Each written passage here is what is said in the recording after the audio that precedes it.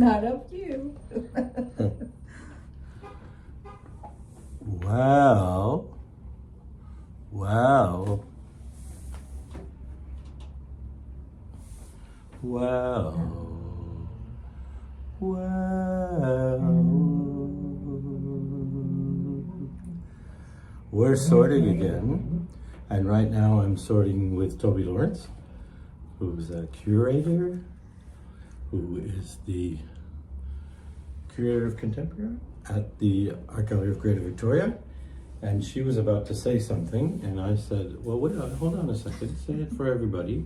So go ahead and say it, Toby.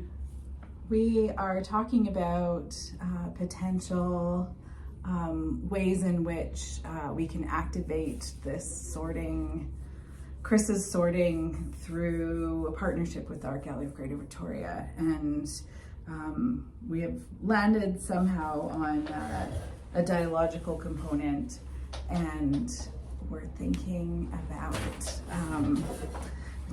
how we can get cozy to talk about this. Well, just so we could fit on the screen. And then not really about cozy, it's about closeness.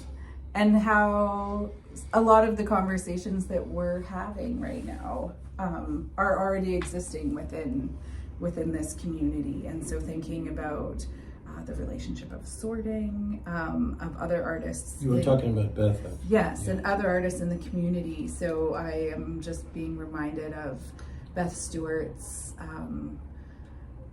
artist talk at UVic as part of the Living Arts series. I think it was in the fall or in the summer, and her methodology of sorting that she brings into her practice.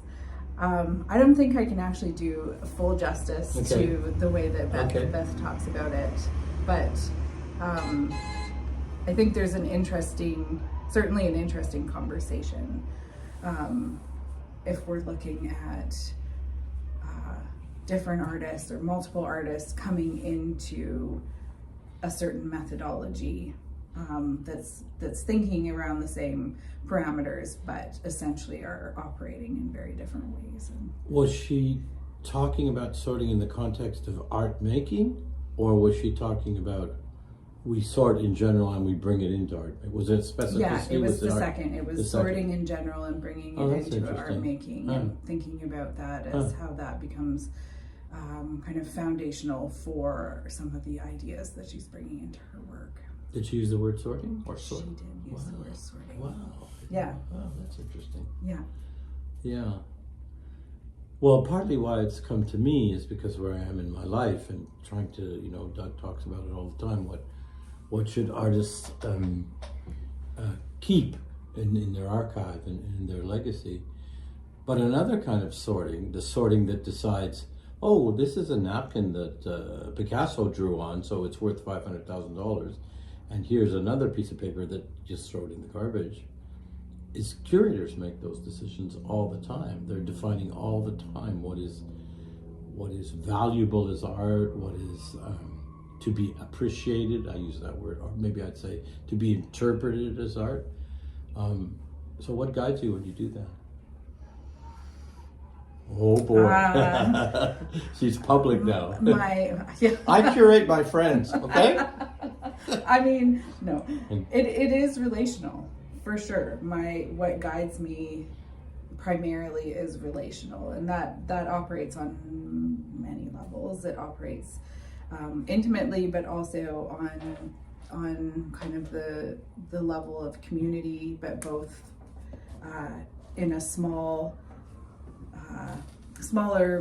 sense, but also kind of on a larger sense. And so thinking about both thematic relationships and also human relationships, or non-human, human and non-human relationships, and how building those threads help us, or building up those threads so they can be visible or perceptible, I suppose, also helps us bring our own stories into the work and build out the narratives of a place, I think. So it's more like you're a community center. You're not really interested in art then. You're just You're just building friendships and relationships. And Not at all, Chris. It is all of the above, I think. Yeah. I think, I totally lost my train of thought there. Well, part of what goes with that is, and this is, you see it on juries, you see it in people's work, and the way, especially visual art, is written about these days, is the breakdown between what was once like, this is professional art, and it stays in galleries, and it goes on white walls.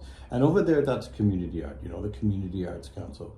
Those are amateur artists. They're not really artists. They'll never really be professionals. And yet, more and more people from the so-called professional community are working in the way you just described. And more people who are community artists, especially communities of color and indigenous communities, are moving their practices inside the professional art world. I just think that's really fascinating, and neither theoretically nor in practice is the system catching up. It's running behind, trying to catch up. I totally agree. Yeah, it's definitely running behind, trying to catch up, and the challenge of actually expanding the parameters of these spaces in terms of functionality and architecturally, I would even say, to be able to not accommodate, but to be able to shift their own practice to welcome in the variability of what that means to bring these two creative approaches together into the same space, and together in a way that can also welcome in different public. And different publics, I would say. Publics, yeah. Definitely. I'm not being a smart ass. No, for sure. And kind of just letting go of some of those categorizations that don't really matter. So now I'll say what I said in a smart ass way a minute ago, but now I'll ask it in a more serious way, with this kind of new museology way of thinking, animating spaces and so on. What then keeps those spaces as art gallery? I was hesitant to use the term fine art, so let's not use it, but Beaux-Arts. What are we looking to say, that professional institutional spaces should be more like community centers? And now I'm not saying it facetiously. Yeah, I mean, that's a really great question. I don't know if I have the actual answer. You've thought about it. The actual answer for that. I think it's the allowance for those structures to blend and to operate when the project requires it. What are the needs of the project, essentially? Or what are the needs of the artist or the arts community, the specific arts community that's doing a project? How can the space accommodate that, as opposed to necessarily saying it is one thing or the other? And so the need for a little bit more flexibility, or without defining it, without even using the words I'm using. We're having a feast. Come on along. Exactly. It's part of the show. Exactly. Yeah. It's part of animating the community. Yeah. Exactly. So then back to our initial conversation, as we were starting our live conversation about what types of activities that could activate and expand on what you're doing here in this space. I was also thinking about how we could have these conversations more as like a gathering or a feast or tea, or do we just set up a big tea, like do we just well, have I know tea you've done that do a before. Conversation? We have done that before, and I was thinking about a conversation that I had with Louis Jacob last year when he was in town for, maybe it wasn't last year, it might have been before. He was in town for the Anarchist Art Conference at UVic, and we were talking about a similar type of conversation that had been organized by Michelle Jakes a number of years ago. And so to kind of recreate space in that respect, that we could bring in sort of these discussion circles in a way. I don't know exactly in what form, but that could take a little bit more of a casual framework, so that Casual. maybe Causal. less formal, could fray the edges on the formality. I know when I was just referencing, you've done that before. One of the key words I don't know if you still use it, but you did at that time, was this idea of care. And France Trepanier, who we both know, who's also a curator and artist, she'll often say that she thinks curation and care come from the same root word. I'm not sure if I should check the etymology, because I think of it more like curator and cure. That's the same etymology there. Do you think curation and caring are part of the same? I think the etymology is, it is You do? care. Yeah. Okay. But it also, I'm going to be on live saying things that I don't have all the information Okay, well, we'll just about. turn this off for a second. No, I'm I'll kidding. cover it up. It's You're allowed to. You're allowed to show your. in other languages such Right. as Spanish, I Right. believe, and I'm going to have to look this up Okay. when I go home. The word for curator and the word for a specific type of care practitioner, like a medical practitioner, is the same, essentially the same word. And so there is that relationship, certainly, but I don't believe that in recent Western cultural practice that's necessarily been fully what the premise of the role of the curator. I think you're 100% become. right. In fact, Yeah. in French, it's conservateur, so it's more like something that you're doing where you're making decisions, and then you're presenting your decisions, and then if the community is interested, they'll come. Yeah. You're not usually taking your cue from a community. You're taking your cue from your knowledge and your education. Yeah, exactly. And Yeah. so it's more focused on expertise and even to some degree sort of a sort of celebritization of the role. Yeah. Whereas I think there is also a number of folks who work in curatorial and programming realms that are really trying to push out of that role of curator or Of as the expert, expert? into curator as a much more relational space, Mm-hmm.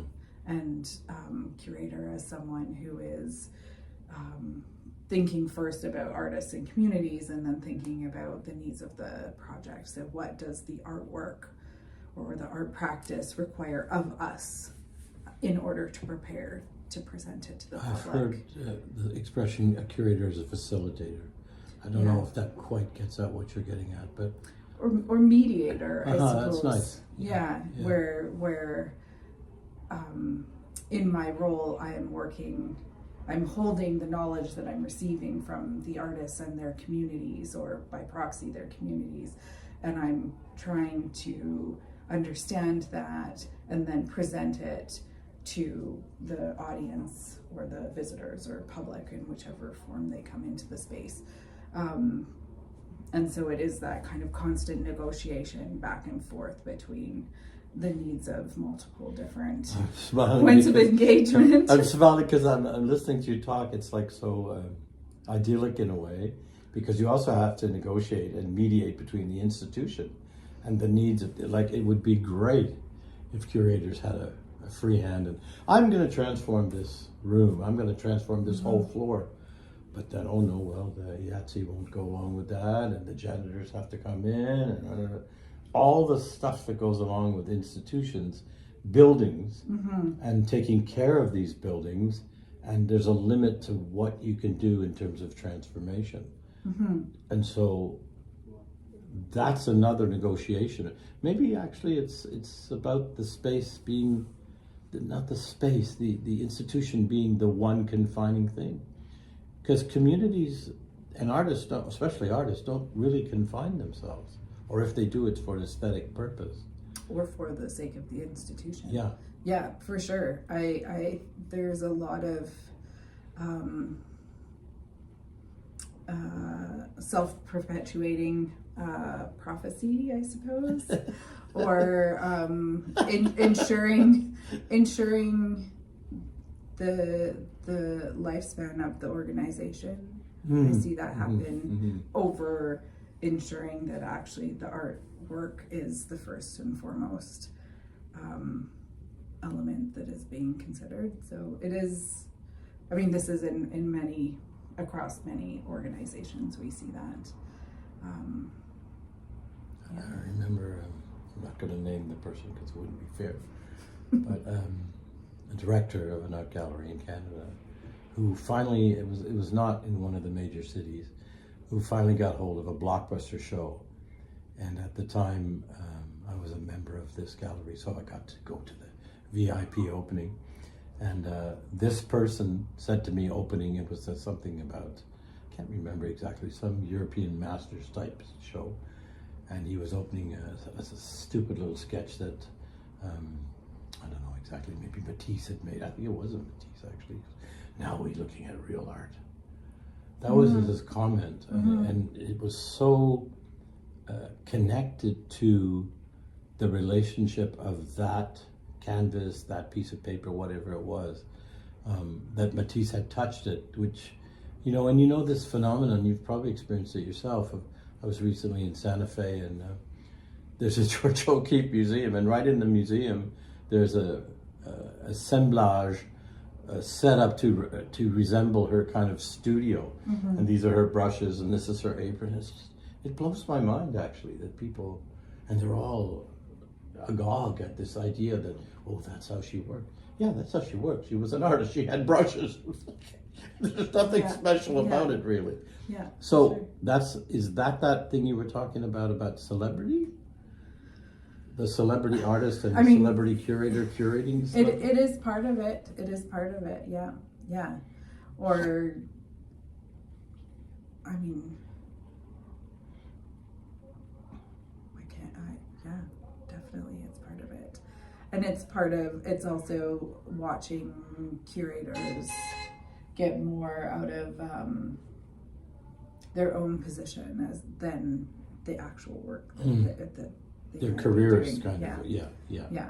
Well, that occurs in the art world, as we know. Yeah. Okay, I don't want to drag this out more than it needs to. Do you think of, maybe I'll end on this, do you think of the work that you do as a kind of sorting?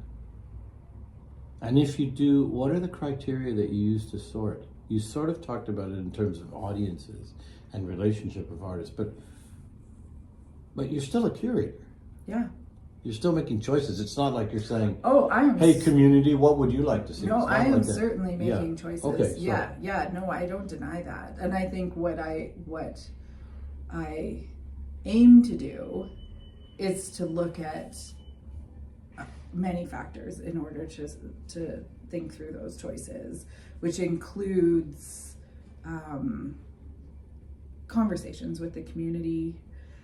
Mostly they're much more casual in their format, but also conversations with artists, and I'm also looking at where trends might be, what actually is happening in the world, what artists are engaging with, what we're being shown as a human society through the work of artists.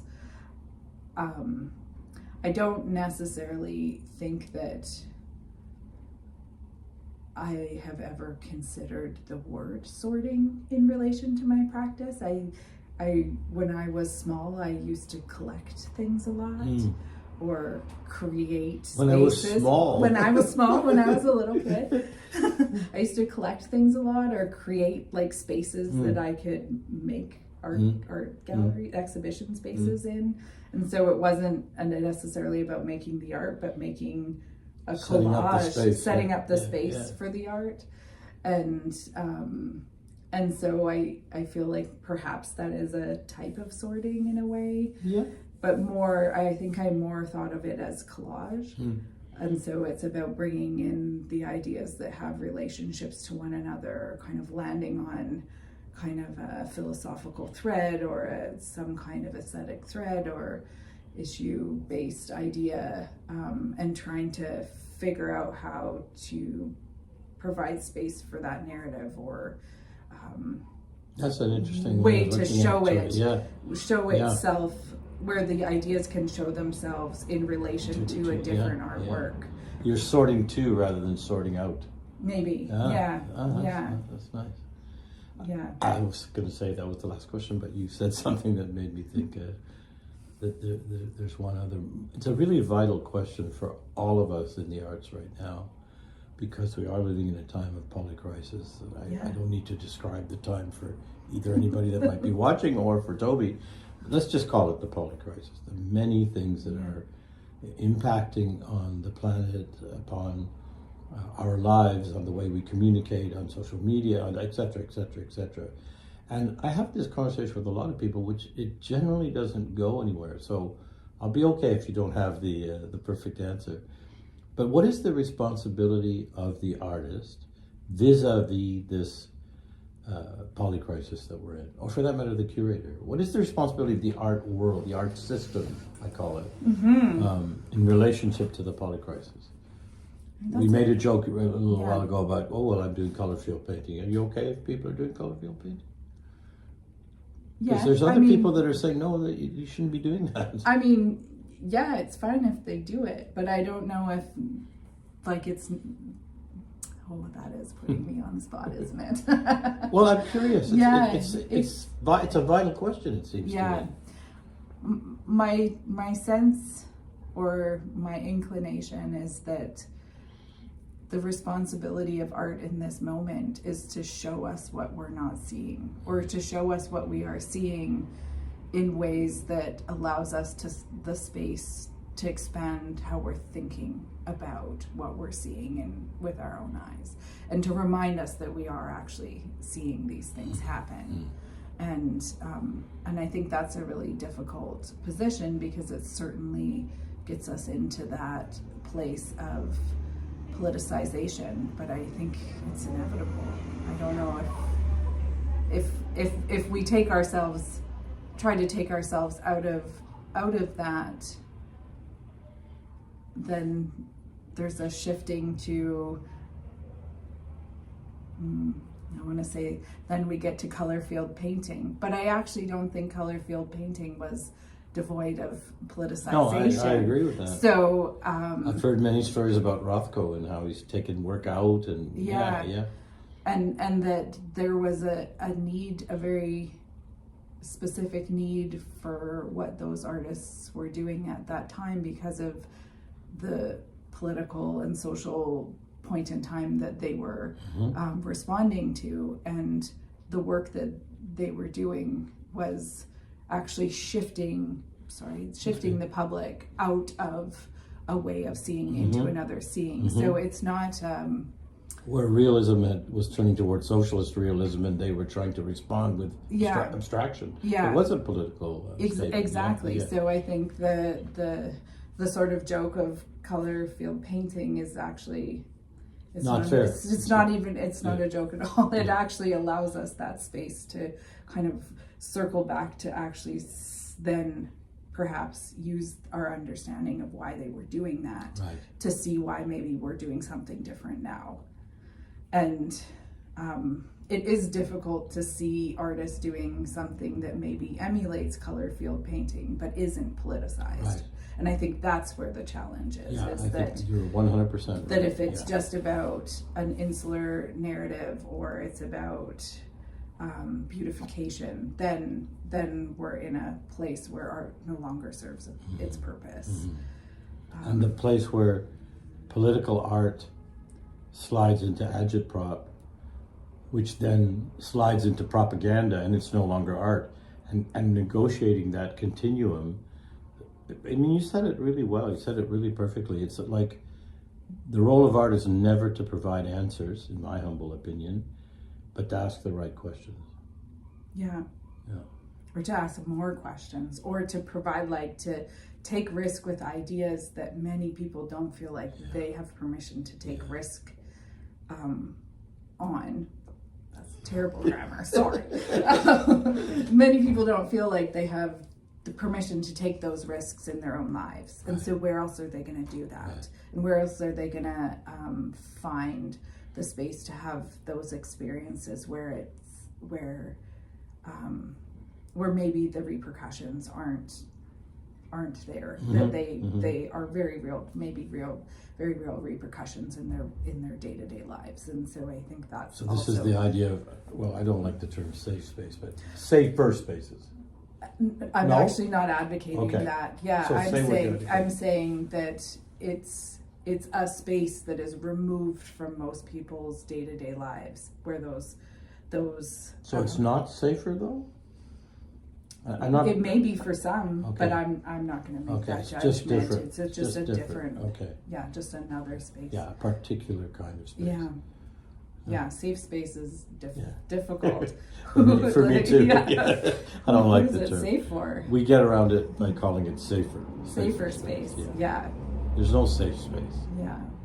Space outside of their home, maybe safe outside of day to day, and that people can engage with ideas or find new ideas. I don't know. This makes me think that instead of me doing a talk, I should interview you. We could do that too. Yeah. Or maybe there's other people that you want to interview. Maybe it's a series of interviews. I've often had this idea. This is going off on a tangent. I think we should just leave it there. I'll tell you about this idea another day. Is there anything else you want to say? Are you sure? I'm sure. What? I'm sure. Thank you, Toby. Thank you very much for stopping by. I appreciate it. How are we doing on time here? 3:30. 3:30. Okay. Well, that's good. I won't keep you anymore. It's okay. I've got things to do. The idea I was going to share with you is, Are you still live? yeah, but it's okay. Okay. It's just going right there.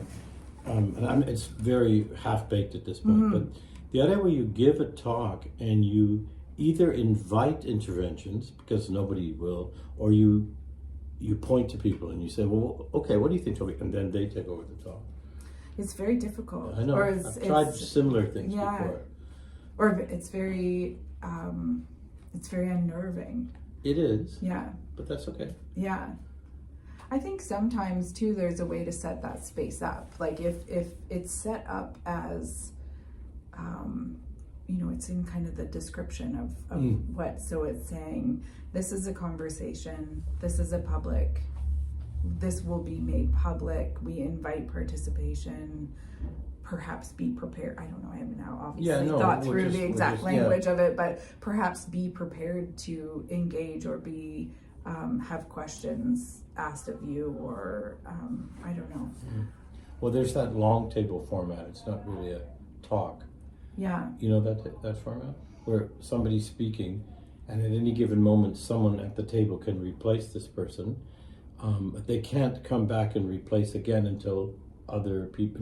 There's like a line so that one or two people don't dominate, usually the boys, the conversation. And sometimes there's dead space waiting for someone, and then because people... They're thinking, and they have to, okay, what do I want to say? Okay, and then they go and do it. Yeah. Something like that, not at a table necessarily. I mean, the AGGB has a big, huge table. Is it round? Oh, that table. No, you serve it's the a food on? boardroom table. Oh, okay. Yeah. To be discussed. To be continued. There are many formats that we could use. But it certainly needs food and tea. Yeah, I'm up for that. I don't know about the food, but certainly the tea. Certainly the tea. The food can be distracting sometimes. True. Yeah. It's always so interesting to talk to you. All right. Interesting is not quite enough of a word. Oh, inspiring. That's the Inspiring? word. No. Please no. Evocative. Evocative. That's a good Yes, word. provocative Yeah. even. Yeah. Well, I think Victoria needs more provocative. And not in the sense of, shock value provocation. Not like that. No. Boring as hell. Well, and I think that's also what I mean by risk, is that it's not like risk like drive your motorcycle off the end of that road risk, but it's risk in that we can really expand out on the ideas that we're thinking about, and play with how they might land or what they might be or what shapes they might take, and that's what I mean by risk. We came up at Primary Colors with this expression that I think captures that, or comes close to that anyway. Generative discomfort. So people feel a little bit of discomfort, but instead of being afraid of it, it can be generative. Yeah, that's a much better, more effective term than failure. Absolutely. Because I think failure for people who have failed really traumatically is a very difficult term. Of course it is. To engage with in an art space or I don't even really these like the word conversive- failure. I completely agree with you. Because of course we all fail, but sometimes we fail spectacularly, and that is a whole. It's more like trauma. It's more like trauma. Yeah, and so that, or other people fail us, which create. Oh, hear that? Every Saturday. Yeah. Every Saturday, these folks are demonstrating. It's amazing to see, and they don't give up. They're there every Saturday. This is a demonstration for the rights of Palestinian people, and in Victoria, people sustain this every single day against what's happening in Gaza. Stop funding Israel now. Toby, thank you a lot for dropping by. I really appreciate it. Of course.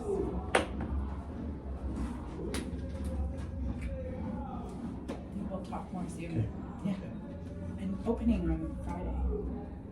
Oh yeah, we're coming. Okay. We're coming, yeah. For Charles is in the show too. Yeah, Charles is in the show, and then we're gonna go out to Isu Park on Saturday and do a picnic and conversation. Oh, cool. It's in our calendar. I didn't know about Saturday. Yeah. But it's in our Joe, I'll send you June the 5th, I think. June 5th, yeah. I have to be here, unfortunately. Oh, on Saturday. Yeah. What time is it? It's at 5, I believe, right? On The Friday? opening 5 to 8. Yeah, so it's perfectly. I end at 5 and we'll come up. Okay, wonderful. I'll see you on Friday. See you. Bye. Thanks again.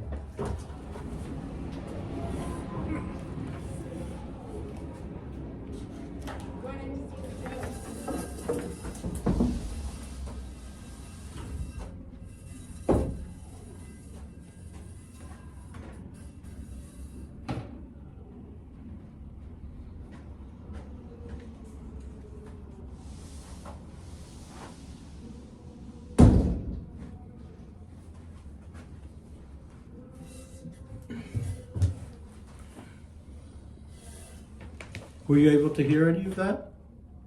No.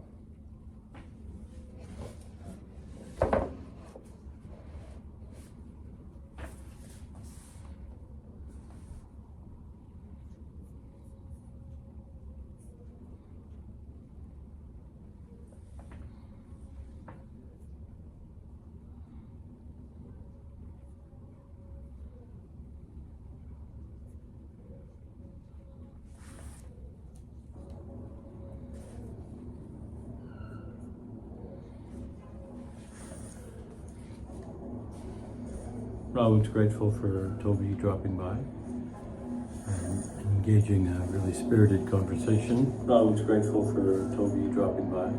Toby dropping by, engaging a really spirited conversation. Robin's grateful for Toby dropping by.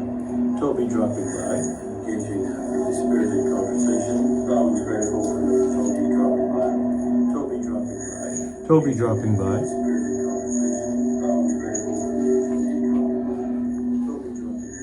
Toby dropping by.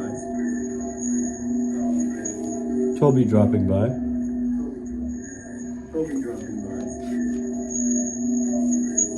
Toby dropping by. Toby dropping by.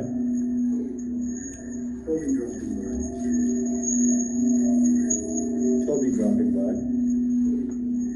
I'm grateful for Toby dropping by, Toby dropping by. I'm grateful for Toby dropping by, Toby dropping by. I'm grateful for Toby dropping by, Toby dropping by. I'm grateful for Toby dropping by, Toby dropping by. I'm grateful for Toby dropping by, Toby dropping by. I'm grateful for Toby dropping by,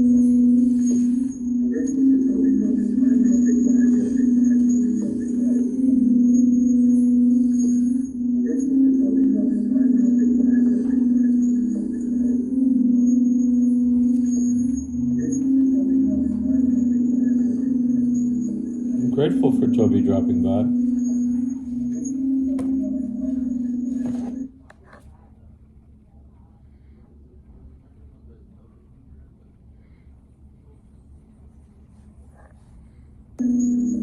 Grateful for Toby dropping by.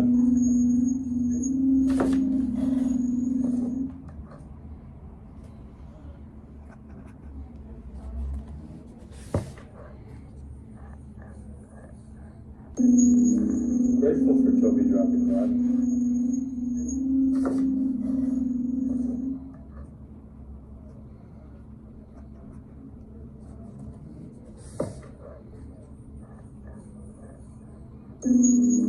Grateful for Toby dropping by.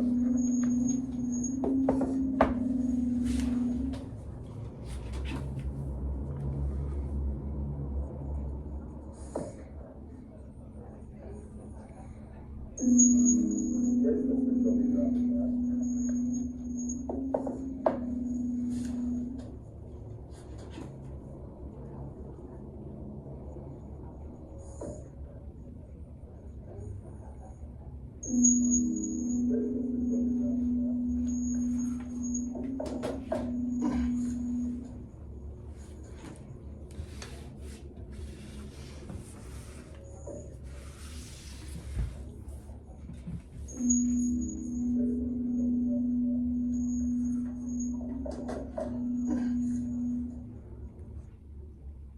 We can activate this sorting. Chris is sorting through a partnership with Archaeology Victoria, and we have landed somehow on a dialogical component, and we're thinking about how we can get cozy to talk about this. Well, just so we can fit on the screen. And then Not really about cozy, it's about closeness. and how a lot of the conversations that we're having right now are already existing within this community, and so thinking about the relationship of sorting, of other artists. You were talking about Beth, right? Yes, and other artists in the community. So I am just being reminded of Beth Stewart's artist talk at UVic as part of the Living Arts series. I think it was in the fall or in the summer, and her methodology of sorting that she brings into her practice.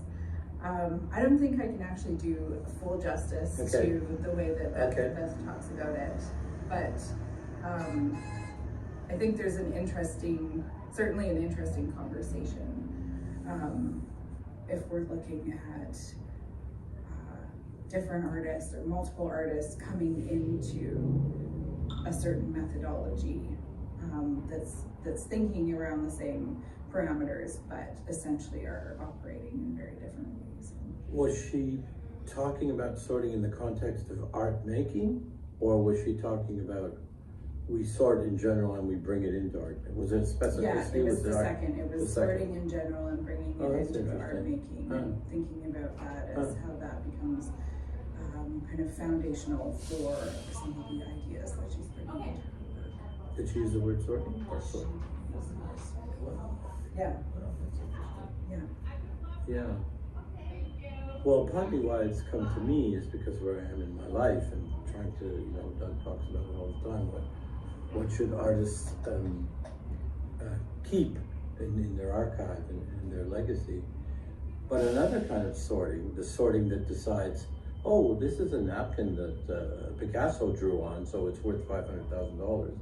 And here's another piece of paper that just throw it in the garbage. Is curators make those decisions all the time. They're defining all the time what is valuable as art, what is to be appreciated. I use that word, or maybe I'd say to be interpreted as art. So what guides you when you do that? Oh boy, she's public now. I curate my friends, okay? I mean, it is relational, for sure.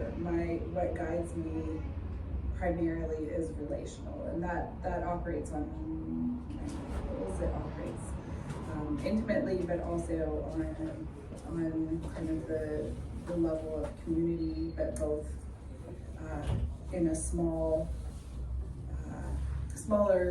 sense, but also kind of on a larger sense. And so thinking about both thematic relationships and also human relationships, non-human, human and non-human relationships, and how building those threads help us, or building up those threads so they can be visible or perceptible, I suppose, also helps us bring our own stories into the work and build out the narratives of a place, I think. So it's more like you're a community center. You're not really interested in art then. You're just building friendships and relationships. No. It is all of the above, I think. Yeah. I think, I totally lost my train of thought there. Well, part of what goes with that is, and this is, you see it on juries, you see it in people's work, and the way, especially visual art, is written about these days, is the breakdown between what was once like, this is professional art, and it stays in galleries, and it goes on white walls. And over there, that's community art, the Community Arts Council. Those are amateur artists, they're not really artists, they'll never really be professionals. And yet, more and more people from the so-called professional community are working in the way you just described. And more people who are community artists, especially communities of color and indigenous communities, are moving their practices inside the professional art world. I just think that's really fascinating, and neither theoretically nor in practice is the system catching up. It's running behind, trying to catch up.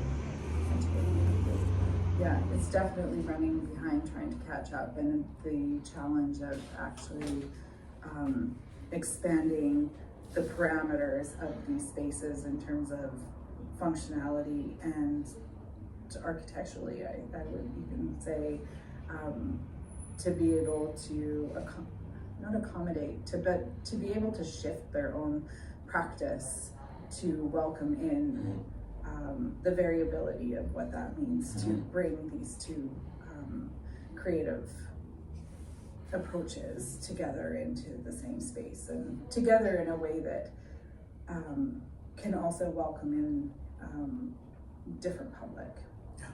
And different publics, I would say. Publics, yeah. I'm not being a smart ass. No, yeah. for sure. And kind of just letting go of some of those categorizations that don't really matter. So now I'll say what I said in a smart ass way a minute ago, but now I'll ask it in a more serious way, with this kind of new museology way of thinking, animating spaces and so on. What then keeps those spaces as art gallery? I was hesitant to use the term fine art, so let's not use it, but both are. What are we looking to say that professional institutional spaces should be more like community centers? And now I'm not saying it facetiously. I mean, that's a really great question. I don't know if I have the actual answer for that. I think it's the allowance for those structures to blend and to operate when the project requires it. What are the needs of the project, essentially? Or what are the needs of the artist or the arts community, the specific arts? So that's me, just checking what we had said, making sure it was recorded appropriately. And as I do this, the bicyclists are just taking off their helmets. Now they're looking at me now. Oh, hey. Wondering why they're here. Are they coming to see the show? Oh, great. A really good show. Aha, good plan.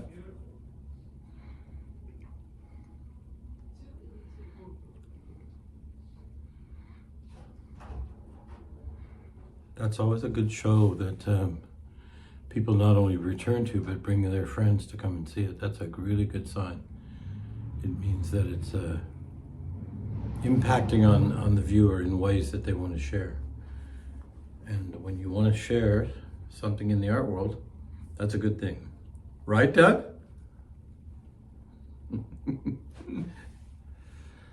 I think we're kind of close to an hour here. I don't have many other things to say. Yeah, we are. So I'm going to thank anybody that was watching. I'm going to thank you again, Toby, because I'm sure you'll check to see how you were. You told me that you might. See you on Wednesday. If you haven't come down to visit, please feel free to do that, or just keep watching the live stream, telling other people, posting if you want. And we'll just say a little goodbye to sorting.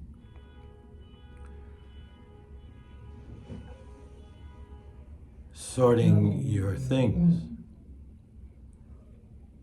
Sorting your ideas. Sorting your materials for art creation. Sorting your thoughts, your friends, your emotions, and of course your dishes. Thank you for being here.